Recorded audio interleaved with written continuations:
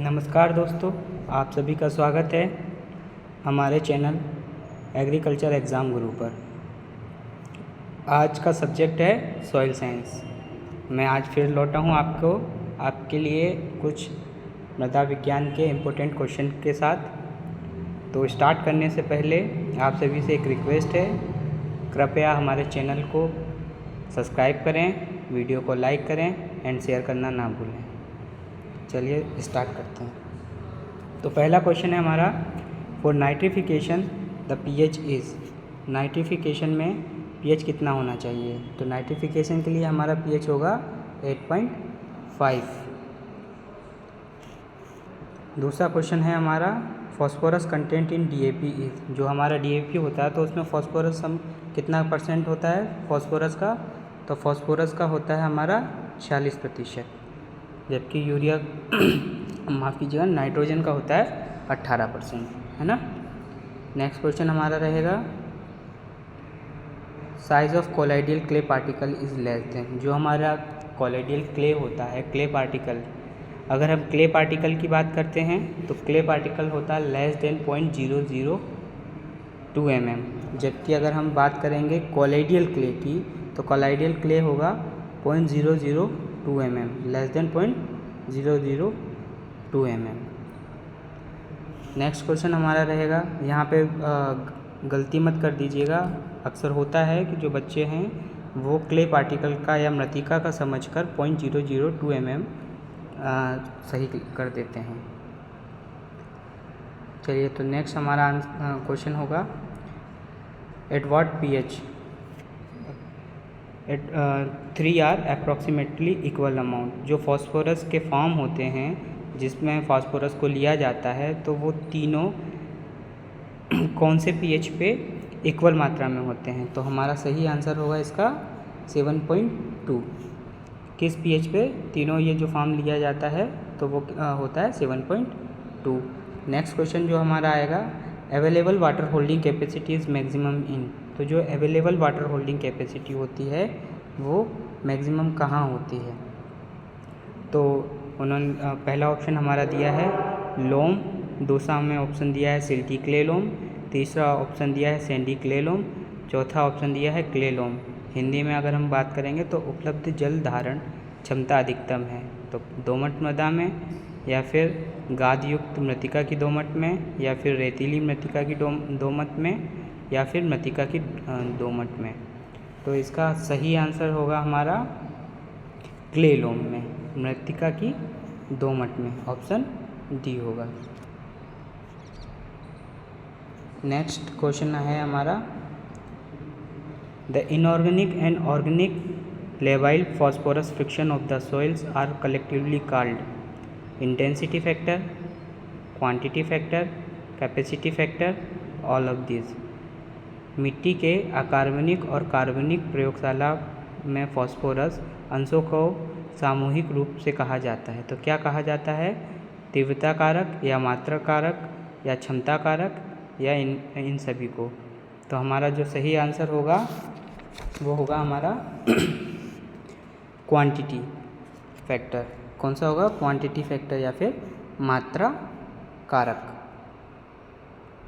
Next question हमारा रहेगा, which organism are micro aerobic free friction और इन एसोसिएशन विद ग्रासेस। तो कौन से जीव सूक्ष्म एरोबिक मुक्त घर्षण या घास के साथ मिलकर नाइट्रोजन को फिक्स करते हैं? तो कौन सा ऑप्शन होगा हमारा इसमें से? तो हमारा जो आंसर होगा वो होगा एजोस्पाइरलम। क्या होगा? Option Azospirillum, option number 3।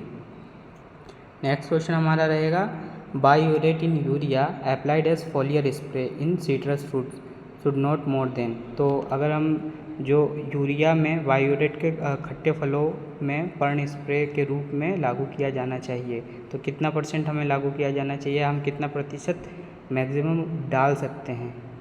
तो वो जो हमारा अमाउंट होगा वो होगा 0.25%। कितना होगा? 0.25%, ऑप्शन ए। ठीक है। नेक्स्ट क्वेश्चन आएगा हमारा, chemical formula of pyrite reclamant is.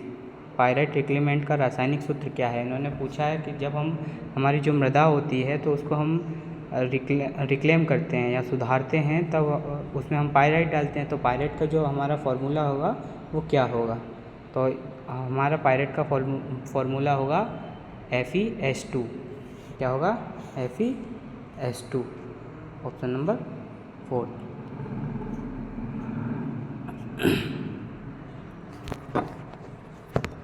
Next question हमारा आएगा, in which soil zinc availability to crop is higher. किस मिट्टी में फसल के लिए जस्ता की उपलब्धता अधिक है। तो ऐसी कौन सी सॉइल होती है जिसमें जो जिंक है उसकी अवेलेबिलिटी ज़्यादा होती है। तो इसका जो हमारा ऑप्शन दिए हुए हैं, एसिडिक सॉइल, दूसरा ऑप्शन है अल्कलाइन सॉइल, तीसरा ऑप्शन है कैल्केरियस सॉइल, चौथा ऑप्शन है वाटरलॉक सॉइल। अगर हम इसको हिंदी में बात करेंगे तो ऑप्शन होगा हमारा अम्लीय मिट्टी, दूसरा ऑप्शन होगा क्षारीय मिट्टी, तीसरा होगा कैल्केरियस मिट्टी, चौथा होगा जलभृत मिट्टी। तो इसका सही आंसर जो होगा हमारा वो होगा अम्लीय मिट्टी या फिर एसिडिक सॉइल। कौन सा होगा? अम्लीय मिट्टी या फिर एसिडिक सॉइल। नेक्स्ट क्वेश्चन हमारा रहेगा, rocks containing more than 65% SiO2 are. तो कौन सी रॉक्स हैं जो सिलिका ऑक्साइड 65% से अधिक मात्रा में पाई जाएंगी। तो पहला हमारा जो ऑप्शन है वो एसिडिक सॉइल्स होंगी, या फिर अल्कलाइन सॉइल्स होंगी, या कैल्केरियस सॉइल्स होंगी, या फिर न्यूट्रल सॉइल्स होंगी। तो इसका जो सही आंसर हमारा रहेगा वो रहेगा एसिडिक सॉइल। इसका आंसर क्या रहेगा? Acidic soil. नेक्स्ट क्वेश्चन रहेगा, how much MOP will be required to supply 50 kg K2O per hectare. अगर हमें पोटेशियम डालना है तो पोटेशियम के लिए हम म्यूरेट ऑफ पोटाश यूज़ करते हैं, तो वो 1 हेक्टेयर में हमें कितना डालना पड़ेगा। तो हमें गिवन ऑप्शन है, first 100 kg, second 50 kg, third 83.3 kg, fourth 125.3 kg। तो राइट आंसर क्या होगा हमारा इसका जो हमारा राइट आंसर होगा वो होगा 83.3 kg। कितना होगा? 83.3 kg। नेक्स्ट क्वेश्चन है, which of the following is an manganese containing mineral. तो ये जो हमारे गिवन ऑप्शंस हैं इनमें से मैग्नीज कंटेनिंग मिनरल कौन सा होता है। फर्स्ट ऑप्शन है मैग्नेटाइट, सेकेंड ऑप्शन है पायरोलोसाइट, थर्ड ऑप्शन है एपेटाइट, फोर्थ ऑप्शन है माइका। तो इसका जो सही आंसर होगा वो होगा हमारा पायरोलोसाइट। कौन सा होगा? Option B, pyrolusite. नेक्स्ट हमारा आएगा question, which of the following given oil cakes containing highest nitrogen. तो अगर हम जब बात करते हैं मैन्योर्स की, तो नाइट्रोजन हम देते हैं मैन्योर्स के रूप में कंसनट्रेटेड मैन्योर। तो वो कौन से ऑप्शन जैसे दे रखे हैं उसका हमें कैस्टर केक दे रखा है, नीम केक दे रखा है, कोकोनट केक दे रखा है, ग्राउंडनट केक दे रखा है। तो इसका जो सही आंसर होगा वो क्या होगा हमारा? Groundnut cake. कितना होगा? Groundnut cake. सही आंसर जो होगा हमारा ग्राउंडनट केक होता है। इसमें लगभग 7% नाइट्रोजन होता है। कितना होता है? 7%। नेक्स्ट हमारा आएगा question, which of the following is correct. तो ये जो कन्वर्जन फैक्टर है, अगर हम जब फॉस्फोरस को कन्वर्ट करते हैं तो उसका कन्वर्जन फैक्टर है, तो इनमें से कौन सा सही है। पहला ऑप्शन दिया हुआ है P2O5 × 0.44 is equals to phosphorus. Second है P2O5 × 2.29 इक्वल्स टू फॉस्फोरस। तीसरा है आपका P2O5 × 1.33 इक्वल्स टू फॉस्फोरस। चौथा है आपका P2O5 × 2.22 is equals to phosphorus.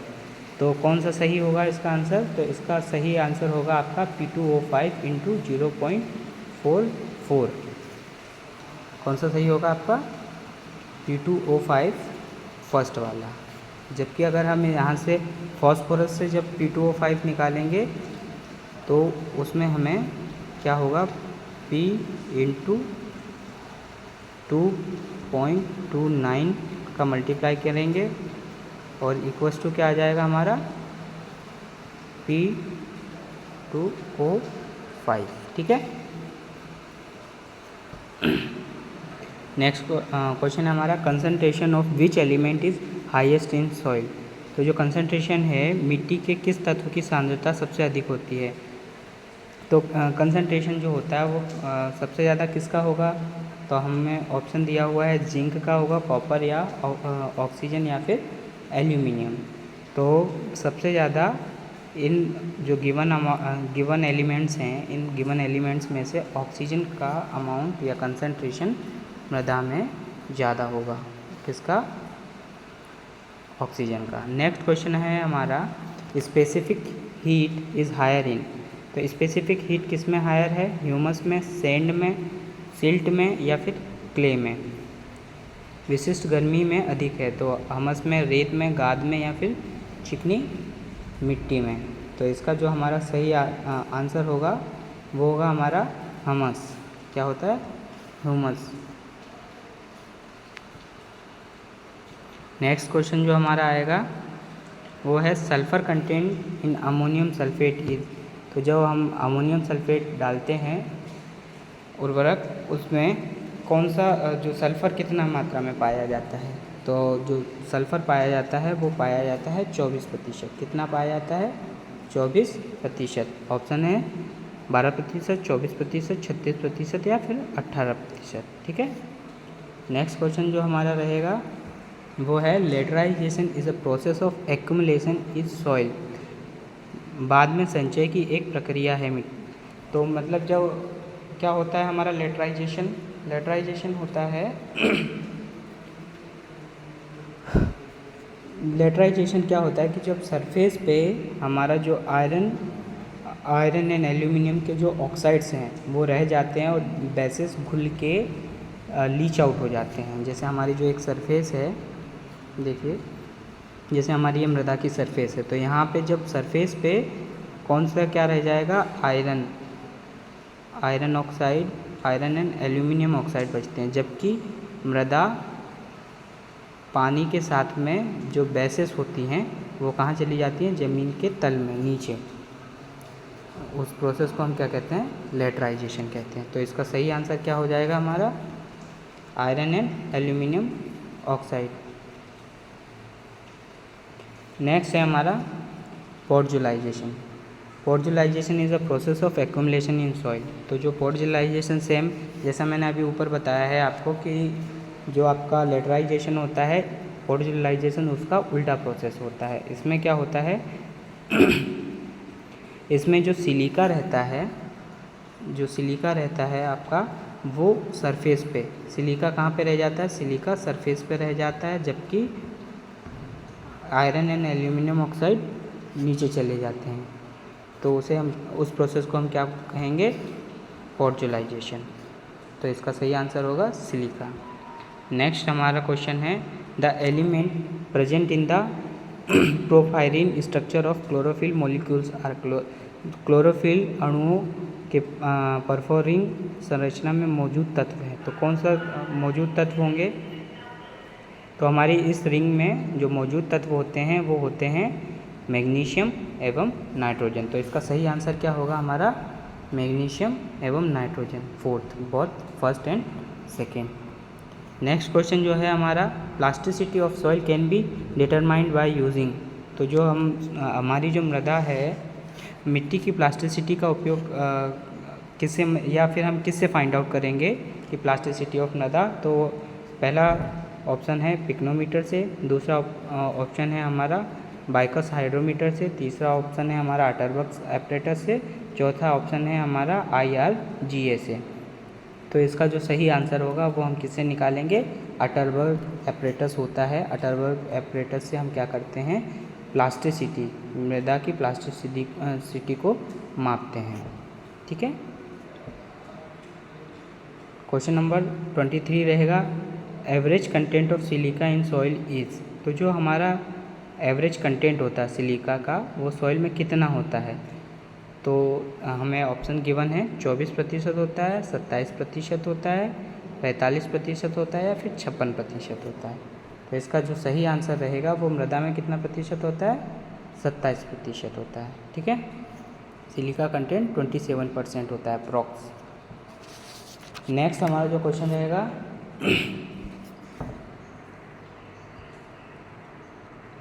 Concentration of nitrogen in soil air is, तो जो कंसंट्रेशन नाइट्रोजन का कितना रहता है सॉइल एयर में, ऑप्शन गिवन है हमें 70% होगा, बी होगा 78%, सी होगा 20% या डी होगा हमारा 21%। तो इसका जो सही आंसर है मृदा में जो सॉइल एयर होती है तो वो होती है नाइट्रोजन, तो वो कितना होता है आपका 78%। सही आंसर क्या है इसका 78%।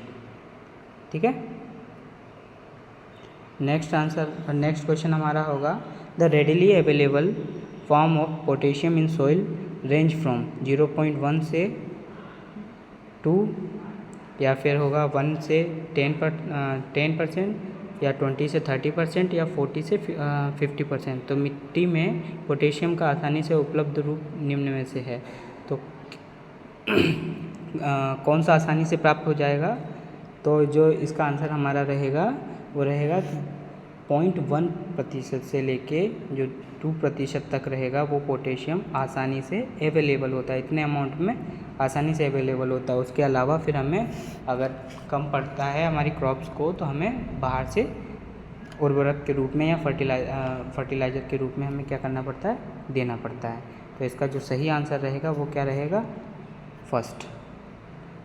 नेक्स्ट इसका हमारा क्वेश्चन होगा CEC ऑफ माइका इज़, तो जो कैटायन एक्सचेंज कैपेसिटी होती है माइका की वो क्या होती है, तो गिवन होगा हमारा 30 से 50% होती है, 60 से 80% होती है, या फिर 80 से 100% होती है, या फिर 0।